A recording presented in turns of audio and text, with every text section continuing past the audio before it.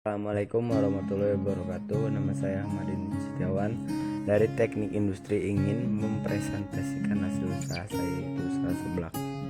Selanjutnya, latar belakang seblak adalah semakin meningkatnya kebutuhan masyarakat dalam memenuhi kebutuhannya, terutama dalam kebutuhan pangan.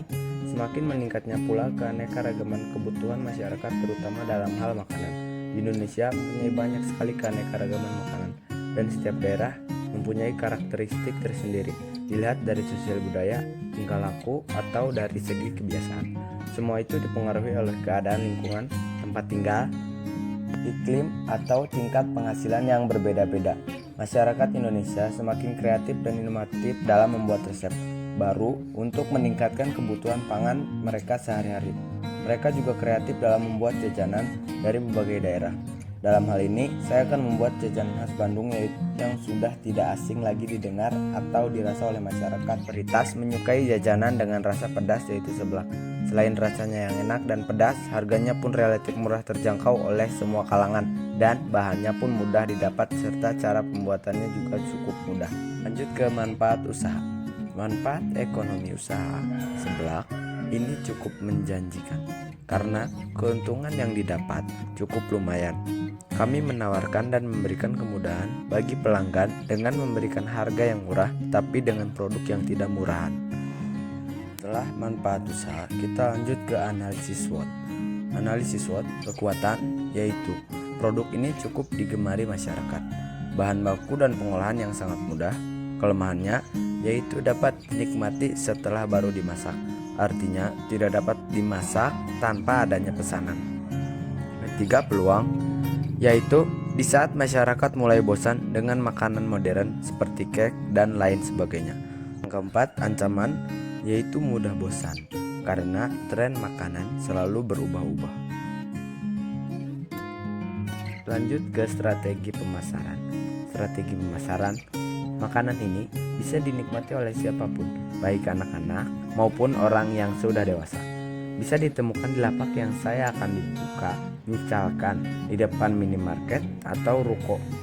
Cara memasarkannya yaitu dengan menyebarkan brosur, ada pamflet di area pemukiman sekitar, ataupun dengan cara memberitahu lewat lisan kepada orang-orang di sekitar.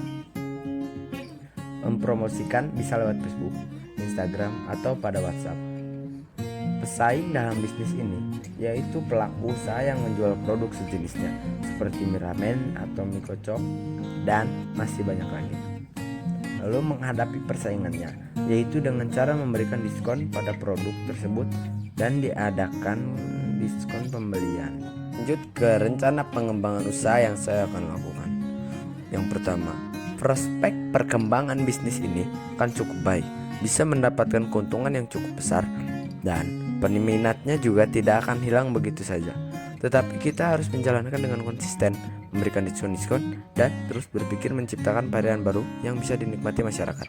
Yang kedua, rencana pengembangan bisnis saya adalah ketika bisnis saya yang saya jalani sudah cukup maju, selanjutnya saya akan membuka cabang-cabang baru. Tetapi saya juga tidak menutup kemungkinan untuk membuka jenis usaha baru. Selanjutnya kita akan membahas anggaran biayanya. Yang pertama, biaya tetap listrik dengan per bulannya 100.000 dan dibayarkan 100.000. Sewa tempat per bulannya itu menyewa tempat satu dengan harga 400.000 dan jumlahnya 400.000. Pegawai, kami memiliki satu pegawai dengan gaji 1.500.000 per bulan. Jadi total biaya tetap yang kami bayar selama setiap bulan itu 2 juta rupiah. Lanjut ke biaya variabel.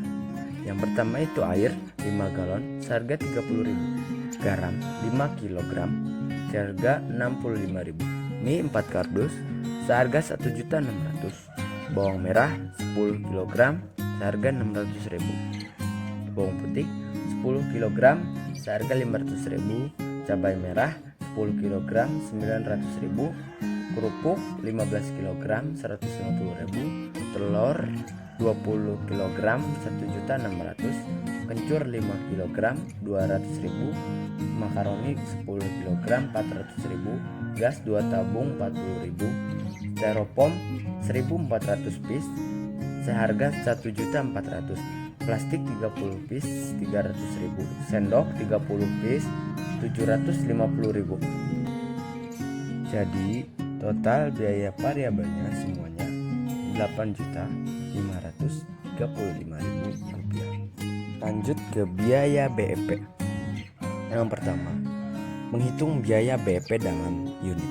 BEP unit sama dengan 2 juta dibagi 3.900 sama dengan 512 unit.